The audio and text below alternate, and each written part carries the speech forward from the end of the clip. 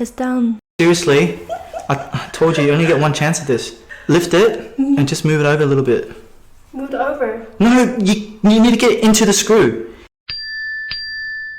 Hi, I'm Adam and welcome to my channel. What do you think about computer assembly? Is it satisfying watching people put those parts together? Personally, I find it very enjoyable watching something come together in a launch. My friend was looking to put together a new PC in anticipation for his RTX 3080. He invited me to work together in building his gaming rig. I thought it'd be a fun idea to document that. Vlog number 1. Hope you enjoy it.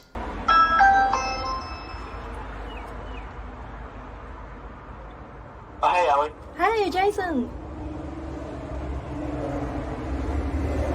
I'll be there in a sec. Open the door. Yep. Hey, Jason. Hey Ellie, how you doing? I'm good. I'm recording this for my next video. Do you mind it? No, I don't. Just don't show my face. Okay. Do you want to say anything to my viewers? Please like the video and subscribe to Ellie's channel. Alright, let's go. So what are we doing today? We're going to be building my new computer. Oh, did you purchase a computer like 5 months ago? Yes, that's right. What's your story? I still don't have my EVGA RTX 3080. Yep. So I wanted to check if the other parts have faults or defects. Yep. And we'll be using the onboard GPU instead today. Okay. Yep. Yeah, so are they all over there? Yep. Okay, let's go to check what you've got. Jason has done his introduction to me. These are what he got so far. I reckon to unbox all items first, then we can know what we miss. Jason has collected all the parts in the last 5 months while waiting for his 3080. And recently he had a friend's motherboard is faulty after putting them together. Senocom said his motherboard needs BIOS flash. Then he had a thought that he needs to check if any of the parts are faulty. That's why we are here today. Some of you guys in mainland China DM me if I could help out to get 30 graphic cards in Australia. You see, no chance at all, unless you purchase a pre-built computer with the GPU included. Every couple of years, new generation computer cases come out with new features and conveniences. This computer case is quite heavy. The key features I've noticed with this one are the substantial fan expansion slots, an adjustable fan speed switch, glass panels, and a metal panel to hide messy cables. I think the brand is Chinese. I rarely see it in local retailers. Yeah, I like visiting local tech store to stay up to date with the new products. Okay, unboxing the RAM.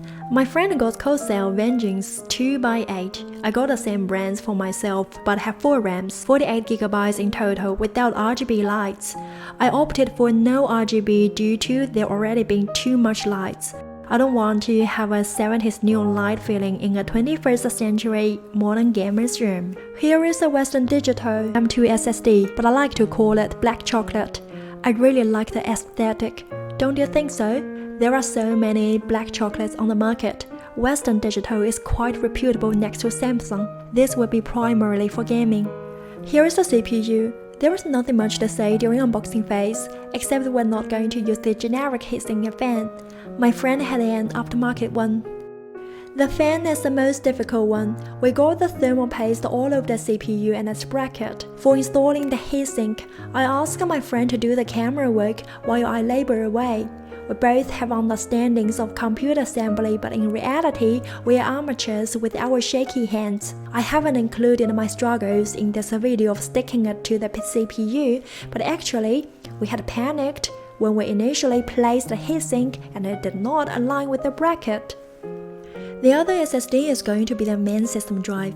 Everyone will do that these days. For myself, I have 2 SSDs, one for main system drive and the other one is for video editing work.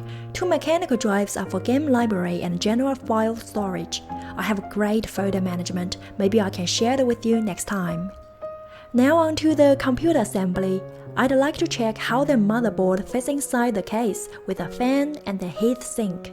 It's always easier to assemble everything on the motherboard first before putting into the case.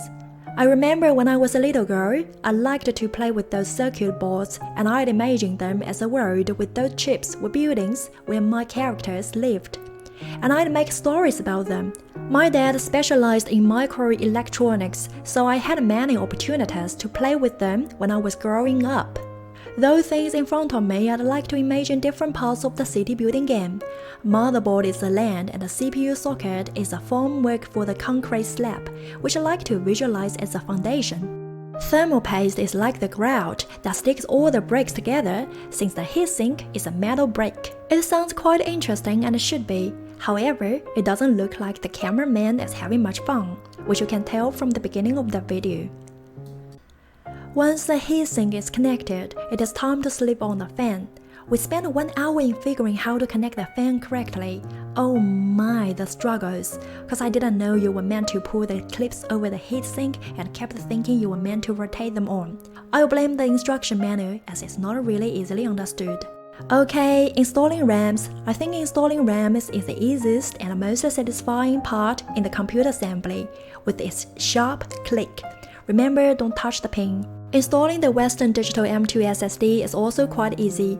This motherboard comes with only one slot. As you can see that, removing the plate is very simple. You just pop off the 2 screws and off it comes.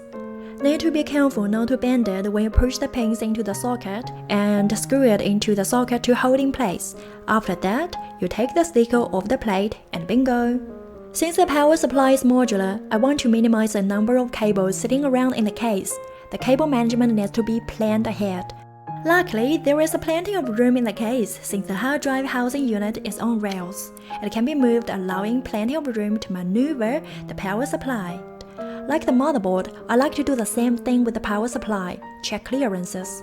I've always found cramped trying to plug cables to the power supply after it's been installed into the case. As a minimum, you always need the motherboard and the CPU cables, and more than likely 1 or 2 for SATA. Once the cables are all plugged in, I screwed in the power supply to hold it in place.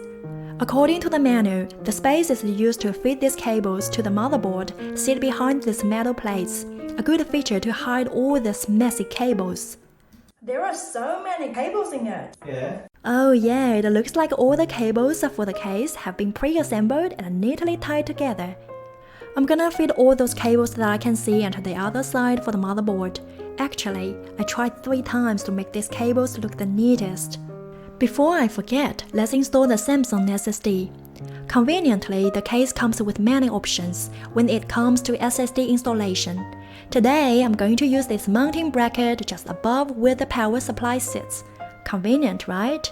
So we just simply take the bracket off, undoing the screw the SSD onto the bracket like so, and yes, all done.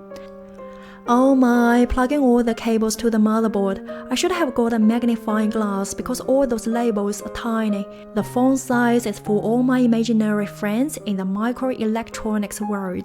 These little case controlling plugs, I wish they would come fitted together for easy installation, as it's always hard to see and quite cramped trying to fit them in over the pins.